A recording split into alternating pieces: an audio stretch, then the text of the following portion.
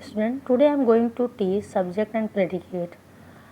First, we should know sentence are divided into two parts. First part is subject and second part is a predicate.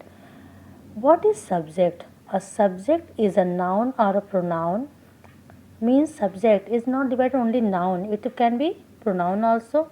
It may be just one word or more than one words. Okay, means it is not sure that it is only one word. Subject is only one word. No, it can be more than one words. When we'll put up the question what and whom, by what and whom, when we'll put up the question, we can easily get the subject.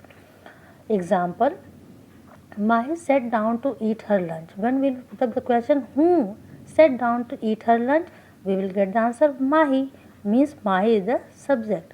Second example, a cold wind blew last night. When we will put up the question what blew last night, then answer is a cold wind, means a cold wind is subject. Okay. Predicate. What is predicate? A predicate tell us about the subject action, means what the subject does. That is called predicate, means it show that subject action. It may also be one word or more than. It is also not sure कि only one word. Predicate will be only one word. No, it can be more than one words. Like that example here. Little Hari is the cleverest boy in the class. Means here group of words is the cleverest boy in the class.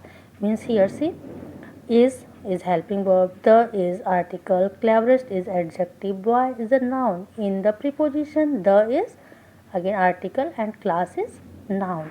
So here a group of words you can find out and that is called predicate. And little Hari is subject. Here second example, the old woman. The old woman, it is a subject, and looks unhappy. It is also two words you have find and then it is predicate. Okay.